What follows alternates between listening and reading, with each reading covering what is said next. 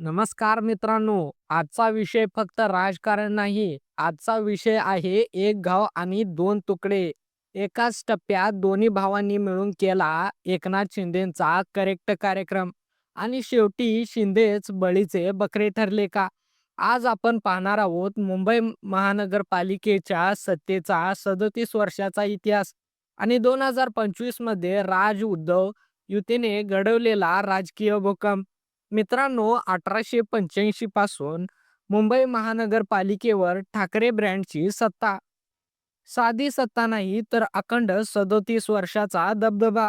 1995 मध्ये बाळासाहेब ठाकरे यांच्या नेतृत्वाखाली भाजपसोबत युती करण्यात आली आणि ती युती 2017 पर्यंत टिकली.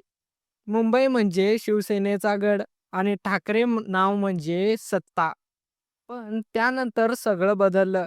भाजप शिवसेना दुरावले, उद्धव ठाकरे मुख्यमंत्री झाले आणि पुढे एकनाथ शिंदेंनी बंड केलं. खरी शिवसेना कोणाची? नाव, चिन्ह, सत्ता सगळ्यावर वाद. आणि तेव्हाच एकमेकांना वाटलं ठाकरे युग संपतंय. पण मित्रांनो, राजकारणात शेवटचा डाव कोणीही आणि कधीही सांगू शकत नाही. 20 वर्षानंतर राज ठाकरे आणि उद्धव ठाकरे एकत्र आले. ही युती अचानक वाटली, पण चर्चा खूप दिवसांपासून सुरू होत्या.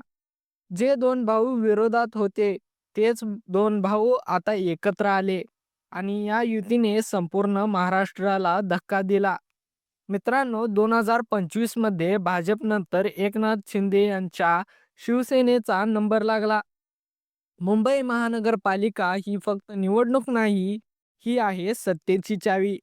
आणि जर उद्धव एकत्र लढले तर मराठी माणसाचं गणित, ठाकरे भावनांचा फॅक्टर आणि मुंबईतील पारंपरिक मतदार या सगळ्यांमध्ये शिंदेची सेना अडकणार का? हे सगळं आधीच ठरलेलं होतं का? एकनाथ शिंदेंना फक्त वापरून बाजूला केलं जाणार का? आणि एक गाव आणि दोन तुकडे दोन्ही भावांनी मिळून शिंदेचा कार्यक्रम ठरवला का? आता बघायचं इतकंच बाकी आहे. मुंबई कोणाची, सत्ता कोणाच्या हाती? तुमचं मत काय आहे? उद्धव युती यशस्वी होणार का? कमेंट करून नक्की सांगा. व्हिडिओ माहितीपूर्ण वाटला असेल तर लाईक करा, शेअर करा आणि अशाच मराठी राजकीय अपडेटसाठी आपल्या चॅनलला आता सबस्क्राईब करायला विसरू नका. धन्यवाद मित्रांनो.